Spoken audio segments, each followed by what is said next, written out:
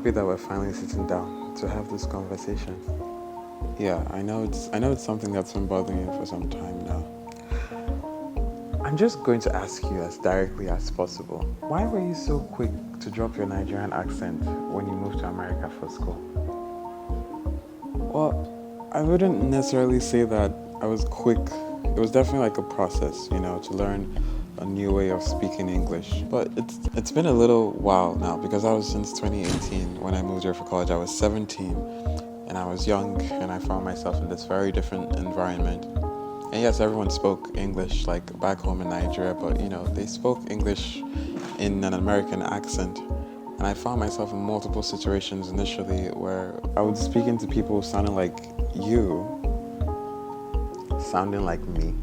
You mean sounding like yourself who you sounded like for over 17 years of your life.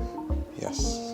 When I sounded like that, a lot of times I would be in these conversations with people or even answering questions in class. And many times people, ask me to repeat myself or like the classic, like, huh?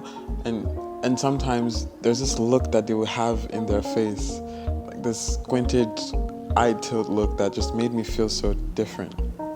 I didn't like it. I mean, that's understandable to an extent, but both of us know that there's a deeper reason why you were so eager to learn to speak like an American and present yourself as someone who naturally speaks like one. This idea of being Nigerian is so important to me. I believe in Nigeria. I believe in this project that is Nigeria. As I'm getting older, I'm slowly realizing that there are a lot of things that our younger selves try to change about us because probably in the moment, these things made us feel different. They made us feel like we didn't belong. But the reality is that these are the exact same things that we have to embrace and really take in as our identity because that's what makes us different. That's what makes us unique.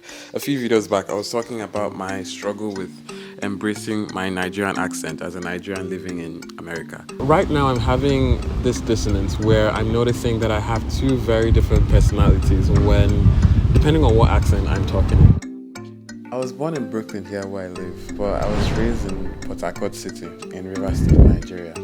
And for anyone who doesn't really know much history about Nigeria, it's a country in West Africa and it was colonized by British people. We gained our independence in 1960. And by virtue of that colonization, we have English as a national language. But that doesn't mean that there aren't other languages spoken. There are 206 different languages spoken in Nigeria, but the national language is English. When I came here for school in 2018, I'm realizing that I was very, very, very quick to adopt an American accent.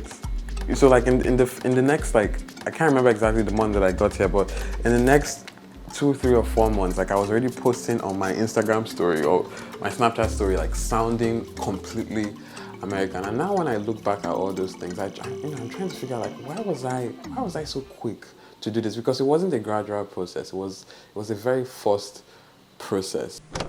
So right now we have 624 followers. So hopefully someday I'll be like at 1 million followers. I don't know, I want to like start dancing and all of that.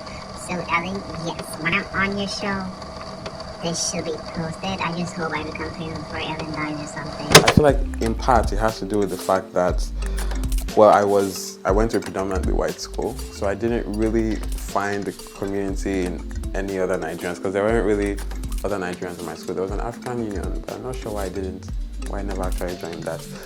But I think it also has to do with the fact that growing up in Nigeria, we're taught all these both direct and subliminal messages that traits that are inherently Nigerian are inferior to their Eurocentric counterparts. My mentality and my mindset at that time, even if I wasn't conscious of it, was that if I present my Nigerian accent in this company of people who don't sound like me, who sound American, I would be seen as inferior. As I'm editing this, I'm slowly realizing that it's beginning to sound like a TED Talk. So let's make it one.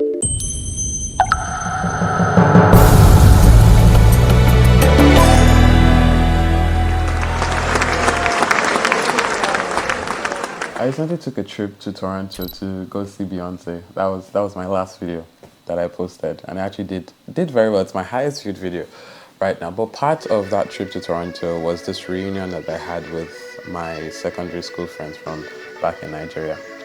And we met up, we had a very good time. We went partying, we went drinking, we went clubbing. And that was the first time in a very, very long time that I was in the company of other Nigerians my age, and I was just speaking freely with my Nigerian accent. And it was just so liberating to do it. It was so freeing to do it. I felt like I was just completely myself and there wasn't a single filter on me. I just felt what I had deprived myself of for a very long time. I used to think that, oh, well, I adopted an American accent and I just speak so freely and I'm so used to talking an American accent that it's part of me. But then after that experience, I realized that it's not that the accent was part of me. It was more so just that I formed the habit of talking like that. And it just became, just as habits get formed, good or bad, the more you do it, the easier it is to just fall into that habit. Feminist, a person who believes in the social, political, and economic equality of the sexes. I've also been watching a lot of clips on YouTube of the Nigerian writer Achimamanda and Ngozi Adichie. Right, that's my best advice. I'm very interested in the different permutations of love. It's also true that in the novels, beauty doesn't solve anybody's problem.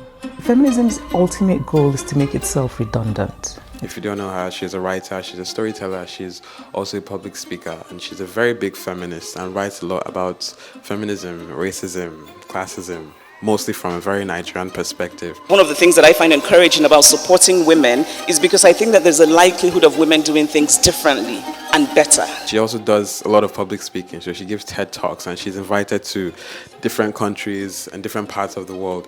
And I noticed that wherever she finds herself in, she still sounds very Nigerian. So she could be on CNN, she could be in Paris, she could be in London, she could be in New York, and she would still sound very Nigerian. But what's interesting, I think, about race is that it's not that I have dark skin, which I actually find quite glorious. And it really inspired me because she really kept very true to herself, this part of her identity, her accent. I think gestures like holding the door shouldn't be gendered. I think it's a lovely thing to hold the door, but we should hold the door for everyone. When she walks into a room and she speaks, people know that she's Nigerian. And, I'm always beating myself up for it, that like, why was I so quick to drop it?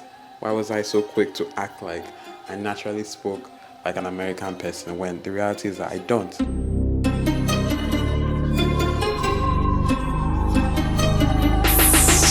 While I was watching Beyonce perform on that stage, and I know I've mentioned Beyonce so many times, but I'm going to keep mentioning her because that was a night of my life. But I was watching her on that stage and watching the queer representation on that stage as well. As much as like so much was going on at the same time, it was hard not to go back into my head and think about the fact that 50 years ago, this same queer population was ostracized from society. They were marginalized and they were looked down upon. But 50 years later, they're on one of the biggest stages in the world, dancing with one of the biggest artists in the world and being celebrated by her music. And it just made me realize that the world is normalized to things that it is ever exposed to. The more that Nigerians present ourselves, present our full selves to the world, our accents, our behaviors, our culture, the more we do that, the more normal it's going to be to us and to the world as well. And I see a world where these same white people who we aspire to sound like someday, because I know I did, would aspire to sound like us. And it's something that we collectively have to talk about. And I don't think we talk about this enough, right? I encourage every African or Nigerian in diaspora to embrace their accents, because that is what's going to make you unique. There's so many people in this world, and the goal shouldn't be to fit in. The goal should be to stand out and to fully express yourself.